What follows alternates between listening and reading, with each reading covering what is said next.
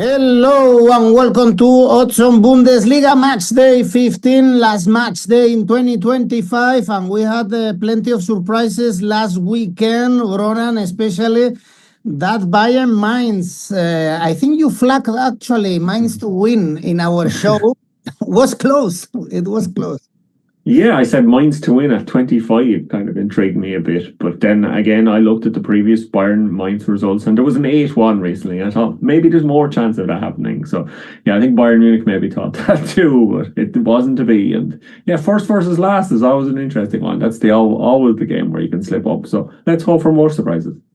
14 was the odds for a draw, actually, but it was very close all over Europe. Arsenal, Wolverhampton, PSG also struggling to beat the last one. So it was a funny weekend around Europe, but Bayern Munich couldn't beat Mainz. Big surprise, the second game they cannot win this season. Well, let's enjoy the last games we have in Germany in 2025. So guys, stay with us. Of course, don't forget to leave me your tips and of course press the like, subscribe. Let's go on now with the show.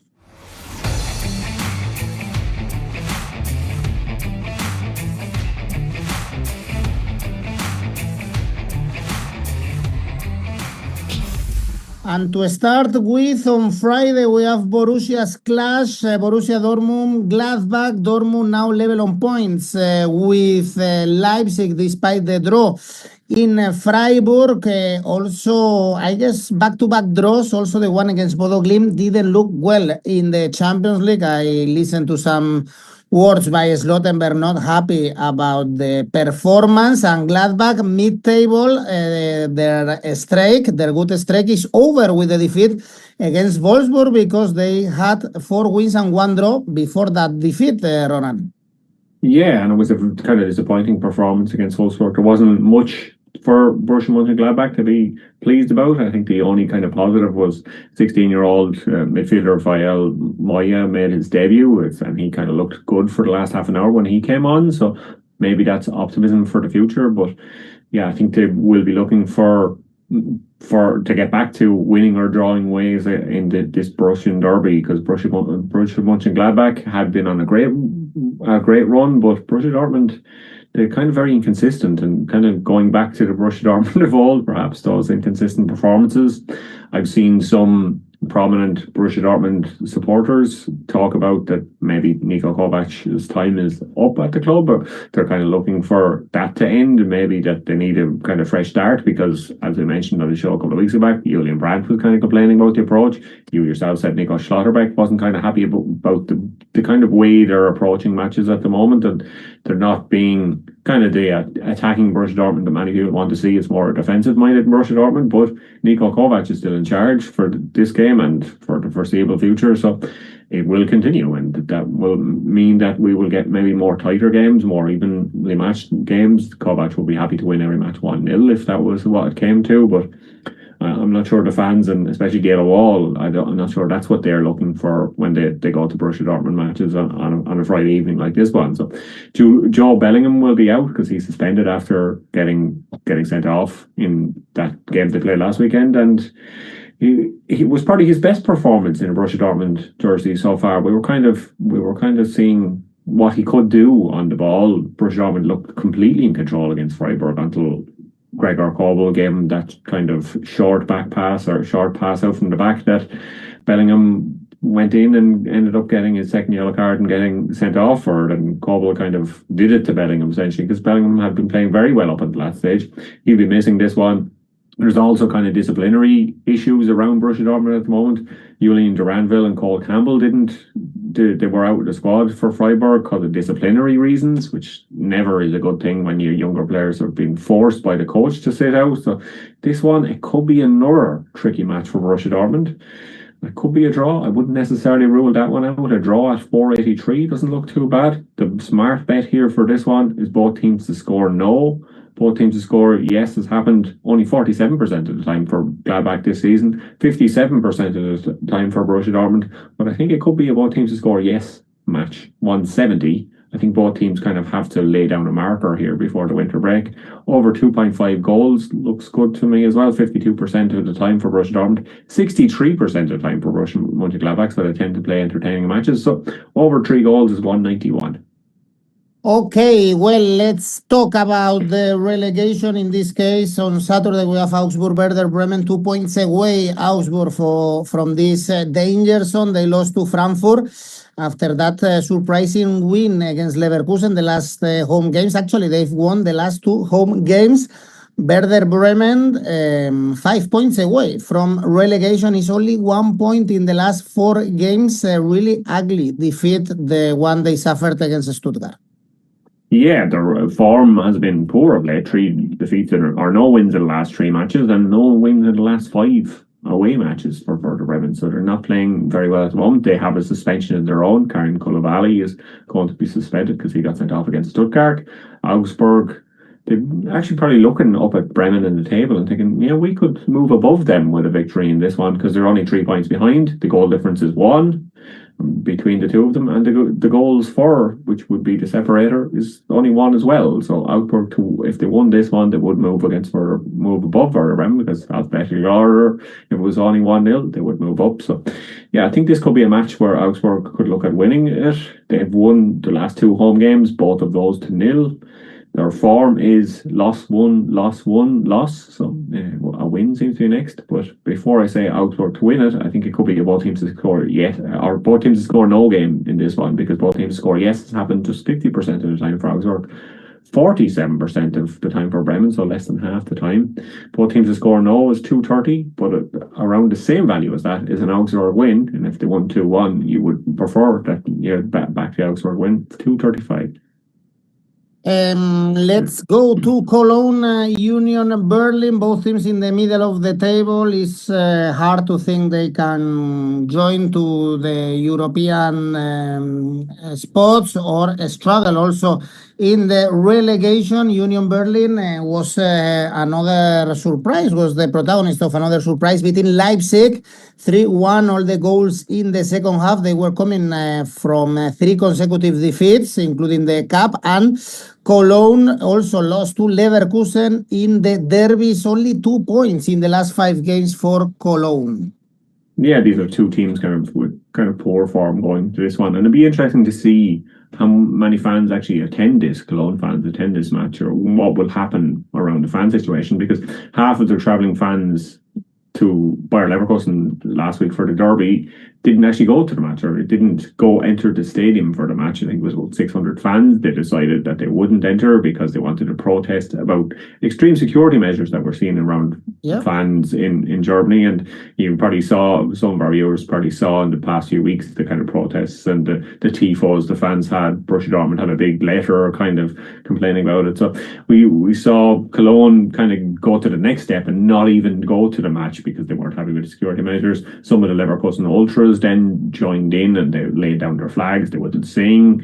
So the atmosphere was kind of strange for that one, for what you would usually imagine would be a heated kind of derby game. And we kind of saw maybe that kind of bled a little onto the pitch, and maybe that could happen here again. So it'll be interesting to see what happens with the Cologne supporters this weekend, and will they continue their protest of staying away from the match, especially when they're playing at home. So Union Berlin, they had followed up that 3-1 away loss to Wolfsburg with a 3-1 home win over Leipzig. So who knows exactly what to expect from them, but we expect that they could continue that good form into the winter break. So maybe they'll pick up a point here. Correct score 1-1. I like to look up in this one at 650, because Cologne have conceded in every single home game they've played so far this season. They've had 2 wins, 2 draws, and 2 defeats. So they're very kind of, who knows what to expect from them. They're either winning, losing, or drawing. It's kind of exactly. So a possible safe bet here, considering Cologne concede in every one, is Union Berlin to score is 136. That could be an option for a safe bet for this week. But I'm going to go for an Union Berlin double chance, because I think they could get something from this match. Okay, they are the underdog for this game, 3.10 for 2.4 for Cologne. Next one is Hamburg, Frankfurt, Hamburg now 4 points away from Pauli from the relegation spots, lost to Hoffenheim after the last wins at home. Werder Bremen and Stuttgart, they want to be strong at home, and Eintracht beat Augsburg, bouncing back after the 6-0 defeat against Leipzig. Also, I guess, was positive the performance against Barcelona, even if they lost, but slightly improving Eintracht, at least not conceding so many goals.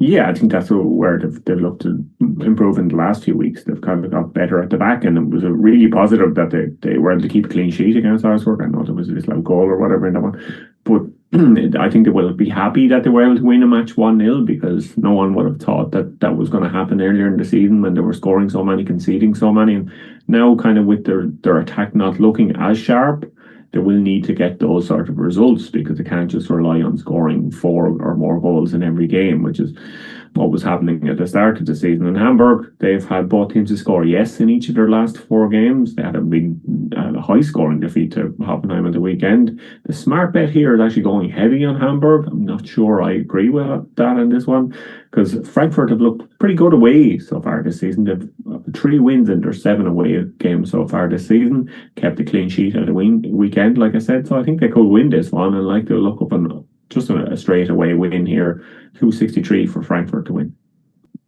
All right, Stuttgart, Hoffenheim is the next one. Interesting for the European spots, both doing a great season, 5th and 6th. Hoffenheim only 1 point away from Leverkusen. No, actually, level on points with Leverkusen with 26 after the win against Hamburg. Stuttgart 1 point from that top 4 after beating Werder Bremen 0-4, is 5 wins and only 1 defeat, the one against Bayern Munich in the last games. Class for European spots. Yeah, it is, and I suppose that we probably weren't expecting that from Hoffenheim to begin the season, but things seem to be going really well. Everyone seems to be kind of in a positive mood, which we weren't kind of seeing even at the start of this season, or definitely not last season. I think there was sort of doom and gloom around the players. Kramaric, who at the time was kind of speaking to reporters, and he was talking about being disappointed, and there was even talk about his future at the club, but he stayed with the club. He started last weekend. It was his 300th Bundesliga appearance for Hoffenheim, and they won 4-1, so he will be delighted with that. He was talking to the reporters after the match. He seemed in great form. He was talking about how much it meant to be a TSG GOAT, as he called it himself. So maybe one of their best players of all time, or probably their best player of all time, because obviously we know Hoffenheim aren't a traditional German club like some of the others, like Stuttgart would be. So yeah, Stuttgart, they had a really good performance at the weekend. 4-0 win over Bremen. They had 4 different goal scorers, which is pretty good, including our favourite man, Dennis Undav, who has come in nicely for us in recent weeks. So he has 8 goals in 10 appearances in the Bundesliga this season. If you look at when he scored those goals, all of them were in the last 7 games. And the 2 games he didn't score in were Leipzig and Bayern Munich. So he is the man that usually scores for them. He is the man that scores against opposition that maybe isn't at the very, very top end of the table, maybe an opposition that's battling for a European place like Stuttgart themselves. So I'm going again for it. It's worked twice in the last month, I think. Dennis Undav, anytime goal scorer, 235.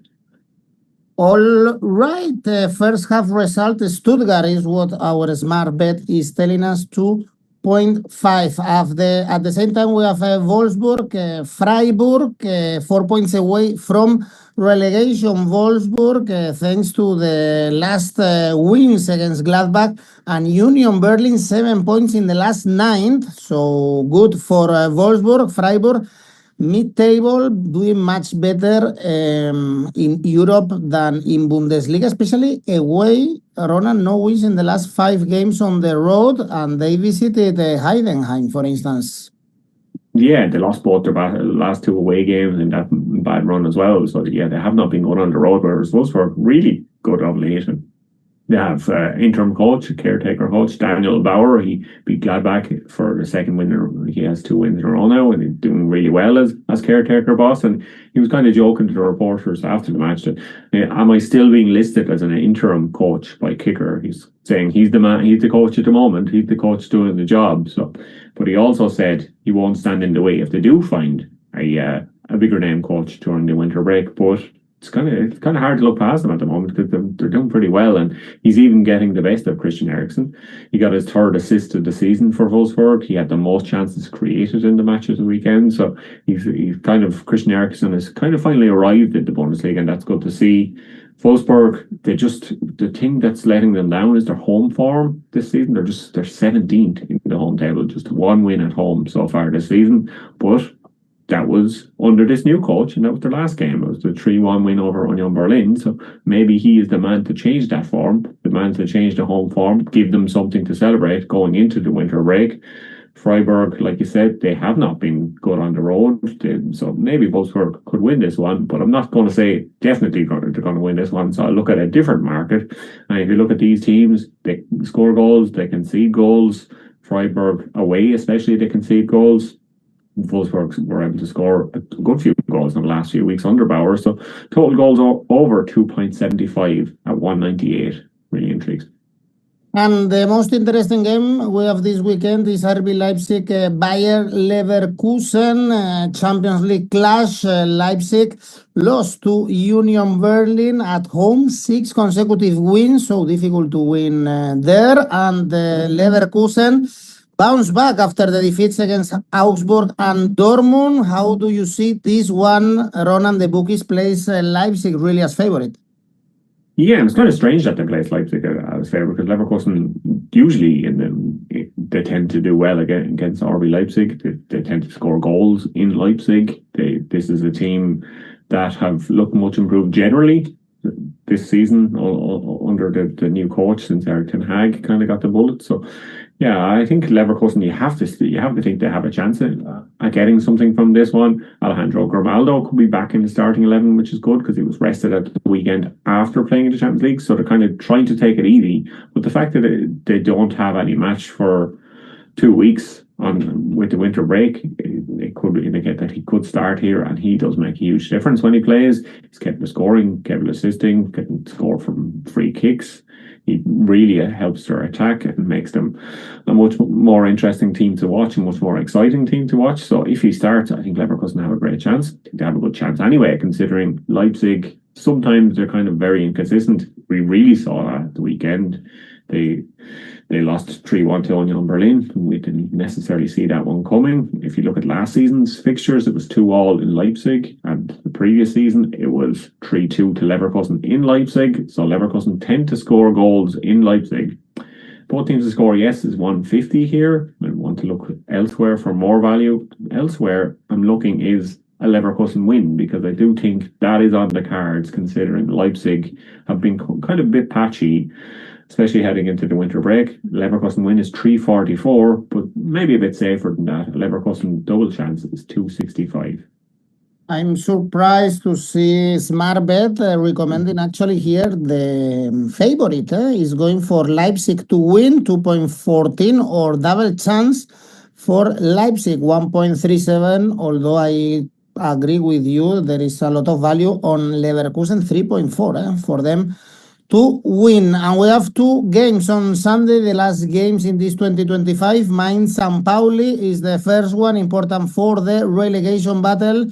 Mainz bottom of the table, 4 points away from St. Pauli, but as we know, they were able to get a point against Bayern Munich. St. Pauli, really important win also for them against Heidenheim, massive win. How do you see this one? Interesting. Also, the book is placing so favorite Mainz, a team with only 1 win this season, remember?